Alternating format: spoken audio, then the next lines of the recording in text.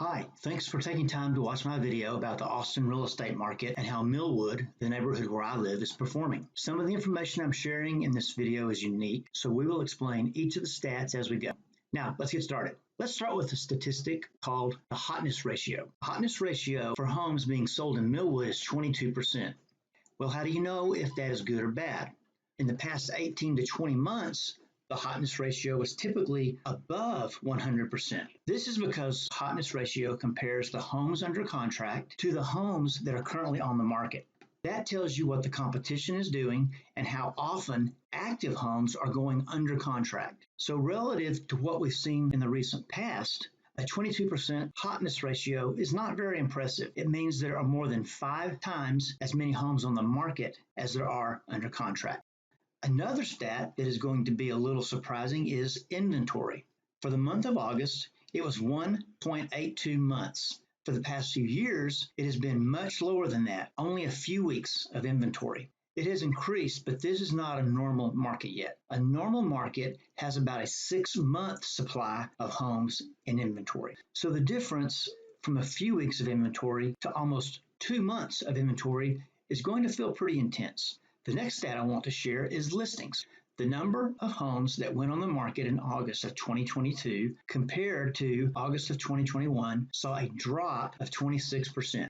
While we have been short on inventory, there is no longer a shortage of homes for sale. So the fact that there are fewer listings this year than last is okay because houses are not selling as fast. That means the buyer has more choices than a year ago, even though there are fewer listings coming on the market. The reason the inventory is climbing is because we don't have as many pending contracts, which are houses under contract but have not closed yet. You can see that decreased by a large amount.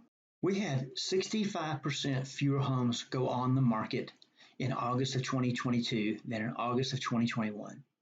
That is also a big decrease, but there's something unique to August that is potentially affecting that number. As you know, August is when people are preparing to start the new school year. So it's something of a seasonal month. When school starts, we see a lot of buyers back off their home search. It doesn't last very long, but there is a bit of a lull. So that is certainly a contributing factor to the statistics we're looking at today.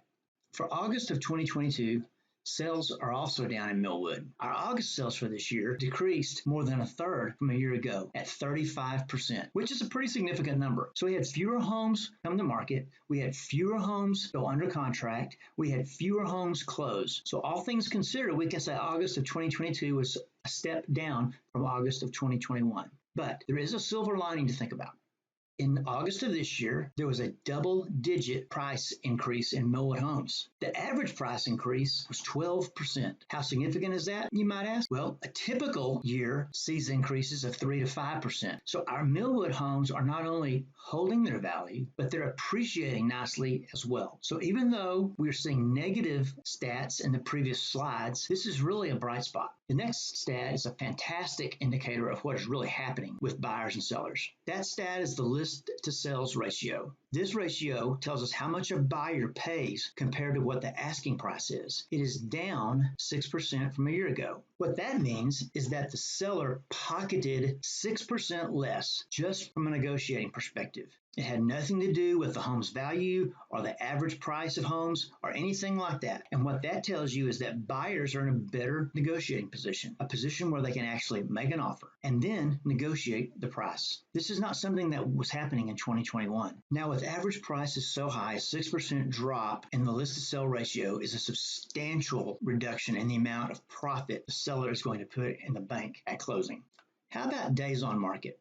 Even though it is a positive number, we're presenting it in red. This is because an increase in the number of days a house is on the market is negative. So for Milwood, the days on market increased 167%. Now, while that may sound like a whopping number, it isn't as bad as you might think. You see, in 2021, the days on market was only 10.6 days. So 167% increase is only to 28.4 days on market. Anytime days on market is less than 30 days, it's considered a normal market, and we're slightly below that. Another consideration when discussing these stats is that we just experienced an unprecedented real estate market. So whether you want to buy a house or sell one, we're in a normal situation as opposed to a frenzied market or a ridiculously slow market. We'll continue to watch these stats and look at a few others in the soon to come videos. Thanks for taking the time to watch my video. Please contact me via email or at my phone number if you have any questions or I can help you in any way.